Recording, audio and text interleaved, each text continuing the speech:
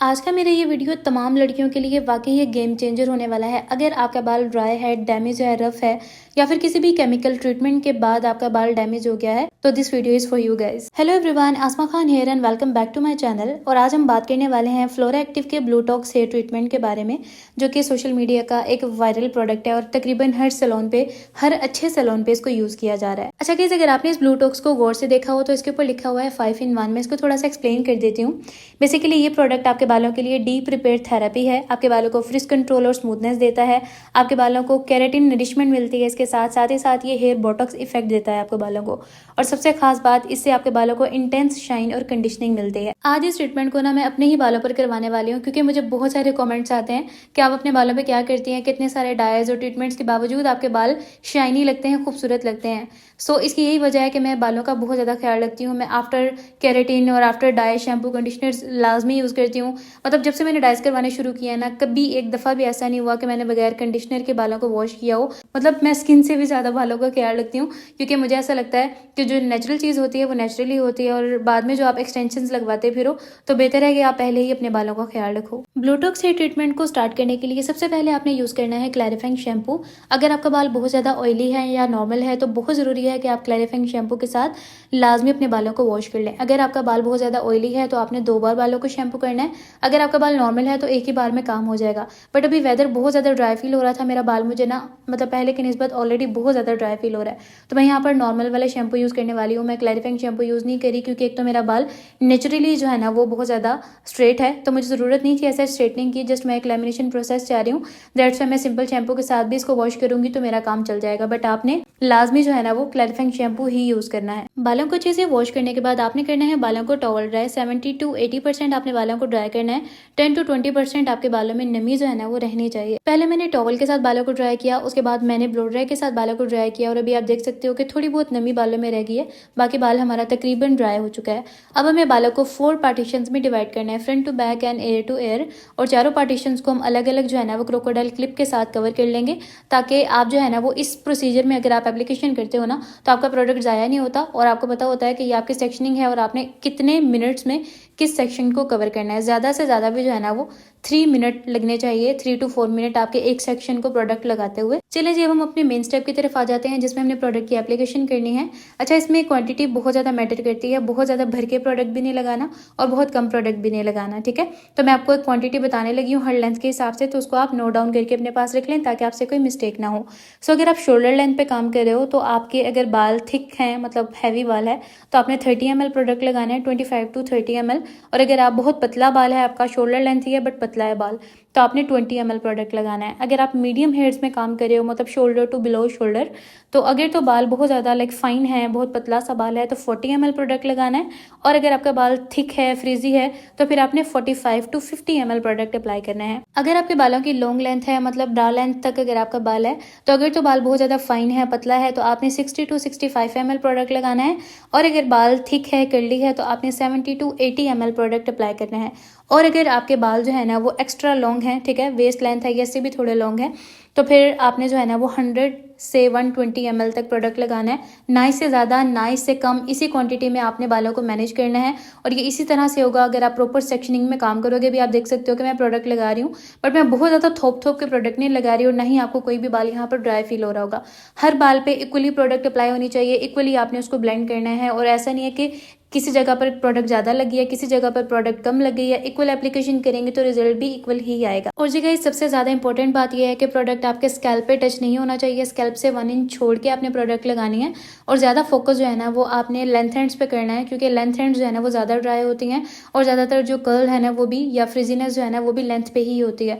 तो आपने रूट्स को बहुत ज़्यादा फोकस नहीं करना, आपने लेंथ को ज़्यादा फोकस करना है। और जी यहाँ पर मैं आपको ब्लूटॉक्स के कुछ मेन इंग्रेडिएंट्स के बारे में बता देती हूँ, जिन्हें आप डिटेल में स्टडी कर सकते हो गूगल से, जिसमें कि केराटिन कॉम्प्लेक्स है, अमाइनो एसिड्स हैं, बोटानिकल एक्सट्रैक्ट्स हैं, ब्लूटॉक्स टेक्नोलॉजी है और मॉइस्चराइजिंग एजेंट्स हैं।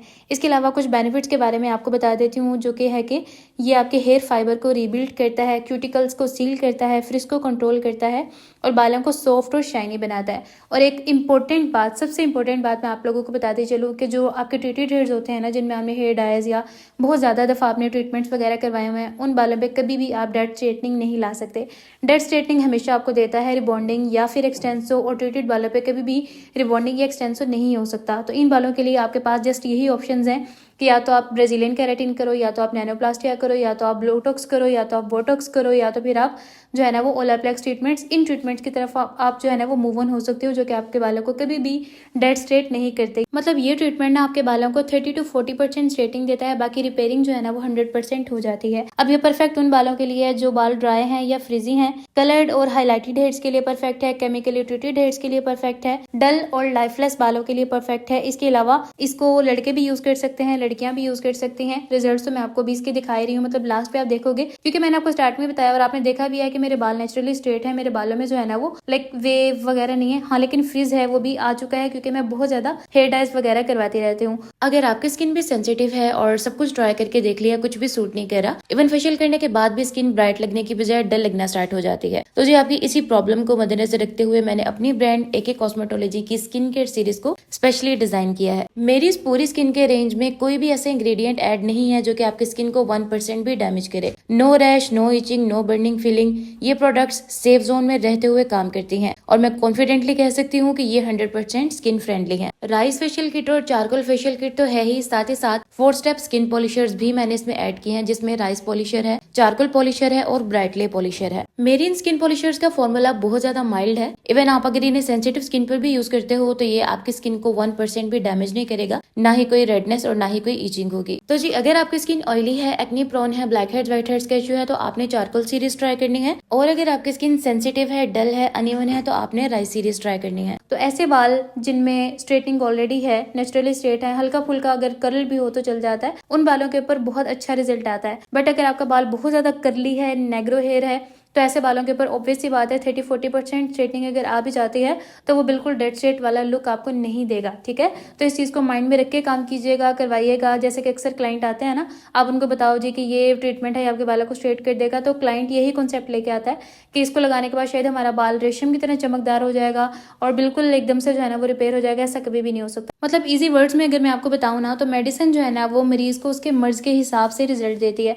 ऐसा नहीं है कि एक मरीज वेंटिलेटर पे पड़ा हुआ है और वही मेडिसिन जिसे एक मरीज बिल्कुल ठीक हो गया था, सेम उसी मेडिसिन से वो मरीज जो कि अपनी आखिरी सांसों पर चल रहा है वो कैसे ठीक हो सकता है। सेम ऐसे ही आपके ट्रीटमेंट्स का हिसाब होता है। अक्सर ट्रीटमेंट जो है ना वो कुछ लोगों के बालों पे इतना अच्छा रिजल्ट देते हैं कि बाल बिल्कुल रेशम की तरह चमकदार हो जाते हैं, क्योंकि उनका बाल इतना डैमेज होता ही नहीं है। बट वही ट्रीटमेंट आप अगर किसी ऐसे बाल पे करो जो कि बिल्कुल आखिरी सांसों पर चल रहा है और बिल्कुल जला हुआ, और रोज आप एक बंदा रोजाना स्ट्रेटनिंग कर रहा है, उसके बालों का बिल्कुल बोन टूट चुका है, खराब हो चुका है, तो ऐसे बाल को जिसको आपने आखिरी सांसों से जो है ना वो बहाल करना है, तो ऐसे बालों को आप किस तरह से एक ही बार में रिपेयर कर सकते हो। तो ये चीज आपने क्लाइंट को प्रॉपर्ली गाइड करके फिर आपने ट्रीटमेंट स्टार्ट करना है, ताकि बाद में आपके लिए कोई प्रॉब्लम ना हो। क्योंकि कुछ कस्टमर जो है ना वो स्टार्ट में तो इजीली काम स्टार्ट करवा लेते हैं, बट बाद में ना वो बहुत ज्यादा लड़ाई करने पे उतर आते हैं कि आपने कहा था बाल सीधे हो जाएंगे, तो बाल सीधे हुए क्यों नहीं है। ठीक है, तो इस चीज के लिए बेहतर है कि आप पहले ही अच्छे से क्लाइंट के साथ कंसल्ट करो, ताकि क्लाइंट को पता हो कि उसका बाल जो है ना वो किस स्टेज पर है और उसके बालों पर कैसा रिजल्ट आएगा। अब जी यहाँ पर प्रोडक्ट अच्छे से अप्लाई करने के बाद आपने दोबारा से थोड़े थोड़े सेक्शंस उठाने हैं।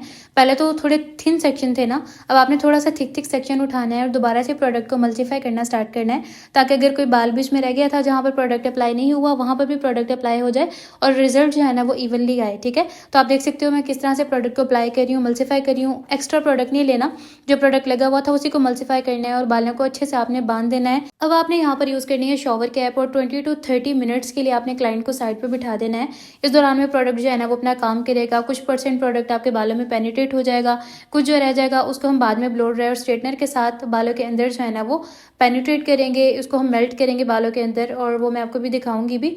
बट इस दौरान में आपने कोशिश करनी है कम से कम 30 मिनट्स आप बालों को बिल्कुल भी टच ना करें। ठीक है, अब जी आ जाते हैं अपने मोस्ट इंपॉर्टेंट स्टेप की तरफ, जिसमें आपने 30 मिनट्स के बाद बालों को रिंस करना है। बट इसमें से आपने 100% प्रोडक्ट नहीं निकालना, 60 to 70% प्रोडक्ट जो है वो आपने बालों से निकालना है, और 30 to 40% प्रोडक्ट जो है ना वो आपके बालों में ही रहना चाहिए। और अगर इसकी परसेंटेज आपसे ऊपर नीचे हो गई तो ऑब्वियस सी बात है रिजल्ट फिर आपको 100% नहीं मिलेगा। ठीक है, तो इस चीज़ का बहुत ज़्यादा ख्याल रखना है। थोड़ा थोड़ा पानी डालें, हाथों से मल्टीफाई करें, फिर थोड़ा सा पानी डालें, फिर हाथों से मल्टीफाई करें। इस तरह आपका ये होगा कि ज़्यादा प्रोडक्ट नहीं निकलेगा। ठीक है, तो 60 to 70% प्रोडक्ट निकाल देनी है, 30 to 40% प्रोडक्ट बालों में ही रहने देने हैं। अच्छा, अब यहाँ पर ना अपने बालों को टॉवल से लपेट देना है और तब तक लपेट के रखना है जब तक कि ये जो पानी नीचे चढ़ा है ना बालों से ये अच्छे से ड्राई नहीं हो जाता।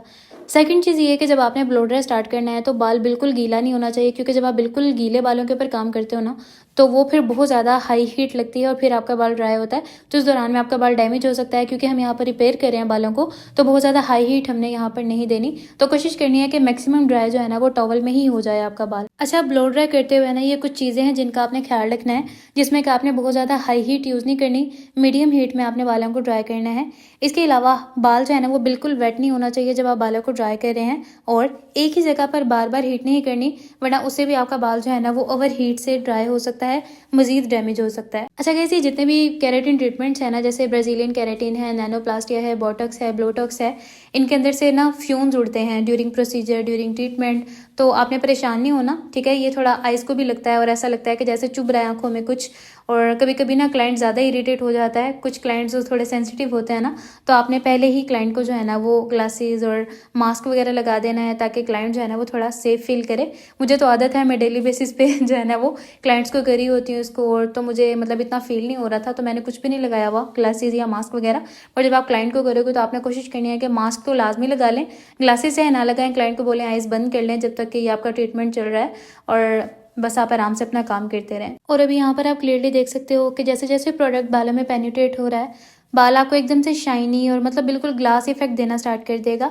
अगर तो आपका बाल जो है ना वो बहुत ज़्यादा डैमेज नहीं है, तो आपको बिल्कुल ऐसा ही रिजल्ट मिलेगा जैसे कि आपको मेरे बालों पे नज़र आ रहा है कि एक तो मेरा बाल नेचुरली स्ट्रेट था, बालों में जस्ट फ्रिज था, तो इसी ट्रीटमेंट के बाद जिसमें आपको 30 to 40% स्ट्रेटनिंग मिलती है, आपका बाल बहुत खूबसूरत लगना स्टार्ट हो जाएगा। अच्छा, मुझे ना नेचुरली वैसे भी मतलब ना बिल्कुल डेड स्ट्रेट बाल पसंद नहीं है। मुझे ऐसा लगता है कि हल्का फुल्का वॉल्यूम जो है ना वो बालों में होना चाहिए, वरना ऐसे लगता है जैसे आपने बालों में तेल लगाया हुआ है, बिल्कुल सर के साथ बाल चिपक गए हैं। और जिन लोगों के फेस हेल्दी हैं मेरी तरह, उनको तो बिल्कुल भी चिपके हुए बाल जो है ना वो सूट नहीं करते, ठीक है। तो मैं डेली बेसिस पे अगर मुझे कहीं वही जाना हो ना, तो मैं स्ट्रेटनर भी इसी तरह से करती हूँ कि मेरे बालों में वॉल्यूम भी रहे, मेरा बाल स्ट्रेट भी हो जाए, और वो बहुत अजीब और वो चिपका चिपका लुक ना दे, ठीक है। तो मेरे जैसे बंदों के लिए ब्राजीलियन केराटिन, नैनोप्लास्टिया और इस तरह के ट्रीटमेंट बहुत अच्छे रहते हैं। अब इसमें होता ये है कि आपका बाल जो है ना वो सीधा ही रहेगा। जैसे कि फॉर एग्जांपल आपने बालों में कैचर लगाया या पोनी पहनी, या फिर अगर आप रात को सोए थे, आपकी कमर के नीचे आके आपका बाल मुड़ गया, तो आप जब सुबह सो के उठोगे तो आपको लगेगा कि वहाँ पर वेव आया, बाल वहाँ से मुड़ गया है, बट एक्चुअली में वो एक टेम्परेरी बैंड है जो कि आपकी अपनी किसी गलती की वजह से आया है। तो जैसे ही आप बालों को वॉश करोगे दोबारा से आपका बाल सीधा हो जाएगा, तो उसमें घबराने वाली बात नहीं है।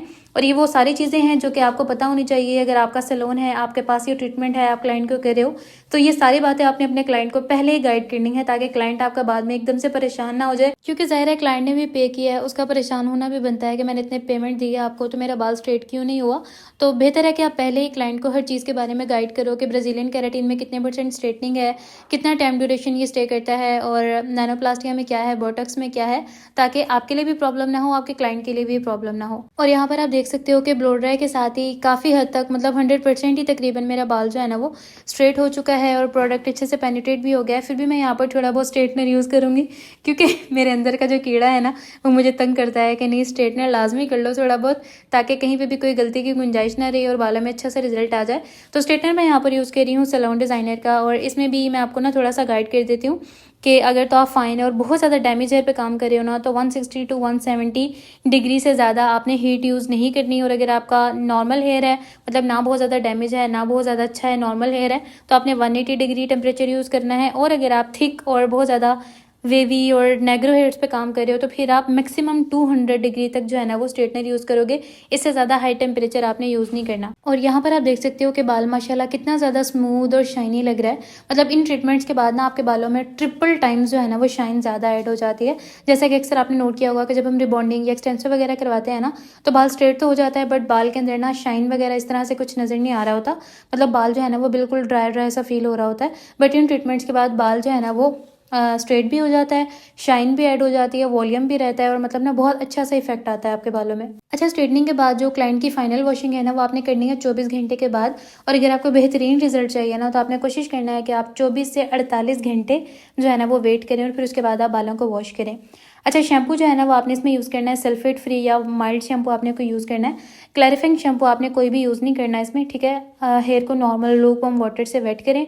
शैम्पू को सिर्फ आपने स्कैल्प पे लगाना है, अच्छे से झाग बनानी है, और उस झाग के साथ आपने बाकी के बालों को वॉश करना है। बालों को बहुत ज़्यादा रगड़ना नहीं है, बहुत हल्के हाथों से सर्कल मूवमेंट में और फिंगर के साथ कोम बना के इस तरह से जैसे मैं आपको वीडियो में दिखा रही हूँ ना, बिल्कुल इस तरीके के साथ आपने बालों को वॉश करना है। ठीक है, फोम को नेचुरली लेंथ पर लाएं और आराम से मसाज करें जैसे कि आपको वीडियो में नजर आ रहा है। बहुत जोर जोर से अगर बालों को रगड़ेंगे तो जाहिर सी बात है फिर आपके बालों का वो रिजल्ट नहीं आएगा आपको जैसा कि आना चाहिए था। अच्छे से शैम्पू करने के बाद आपने यूज करना है यहाँ पर कंडीशनर, और कंडीशनर जो है ना वो आपने रूट्स में बिल्कुल भी नहीं लगाना। कम से कम 1 इंच बालों को छोड़ के और फिर आपने कंडीशनर लगाना है। अच्छा, बहुत सारे लोग जो है ना, मैं जब भी उनके सामने कंडीशनर का नाम लेती हूँ ना, वो कहते हैं नहीं नहीं कंडीशनर नहीं यूज करना, इससे तो बहुत ज्यादा हेयर फॉल होता है। जाहिर सी बात है जब आप उसको गलत तरीके से यूज करोगे तो वो हेयर फॉल करेगा ही, क्योंकि इसका मकसद है आपके बालों को सॉफ्ट करना, क्यूटिकल को सॉफ्ट करना। तो जाहिर सी बात है जब आप इसको अपने रूट्स में अप्लाई करोगे तो आपका जो बाल है ना वो टूटेगा। ठीक है, तो मैं इसलिए आपको बार बार बताती हूँ कि आपने रूट से 1 to 2 इंच छोड़ के फिर आपने कंडीशनर लगाना है। लगा के 5-6 मिनट तक इसको छोड़ें ताकि बाल बिल्कुल सॉफ्ट हो जाए और फिर आप बालों को वॉश करें। बस इसके साथ ही हमारा ट्रीटमेंट फाइनली यहाँ पर कंप्लीट होता है और ये रहा जी हमारे ब्लोटॉक्स हेयर ट्रीटमेंट का फाइनल रिजल्ट। अच्छा, रिजल्ट की बात की जाए तो ये 1.5 से 2 महीने लास्ट करता है। उसके बाद आप इसको दोबारा से करवा सकते हो, ये बिल्कुल भी आपके बालों को डैमेज नहीं करता। बाकी जी इसके इंग्रेडिएंट्स और बेनिफिट्स हर चीज़ मैं बहुत डिटेल में आप लोगों को बता चुकी हूँ। और जी गाइस, स्क्रीन पर थोड़ी थोड़ी देर बाद मैंने एक नंबर मेंशन किया है, वो मेरा बिजनेस नंबर है, आप उसको नोट डाउन कर लें। अगर आपको कोई सर्विस चाहिए सैलून से रिलेटेड, या फिर अगर आपको ये किट परचेज करनी है जो कि मैंने यूज़ की है ब्लोटॉक्स की, और या फिर आप इन फेशियल किट्स को परचेज करना चाह रहे हो, या कोई भी सैलून से रिलेटेड प्रोडक्ट आपको ऑर्डर करनी है ओरिजिनल घर बैठ के, तो आप इस नंबर पर कॉन्टैक्ट करके मंगवा सकते हो। इंशाल्लाह ऑथेंटिक प्रोडक्ट्स आपको मिलेंगी और आप घर बैठ के जो है ना वो इन्हें यूज़ कर सकते हो। बस यही था हमारा आज का वीडियो। कैसा लगा आप लोगों को कॉमेंट सेक्शन में ज़रूर बताइएगा। वीडियो पसंद आया तो चैनल को सब्सक्राइब करें, वीडियो को लाइक करें। इसके साथ ही मुझे इजाज़त दें, दुआओं में याद रखें और लाजमी एक एक कमेंट लाजमी करना है आपने। और वीडियो के लिंक्स जो है ना वो आपने अपने स्टेटस पे और जहाँ भी ग्रुप्स वगैरह में आप ऐड हो इसको शेयर करें ताकि आपकी वजह से किसी और की हेल्प भी हो सके। इसके साथ ही मुझे इजाज़त दें, दुआओं में याद रखें। मिलते हैं एक और नई वीडियो में, तब तक के लिए अल्लाह हाफिज़।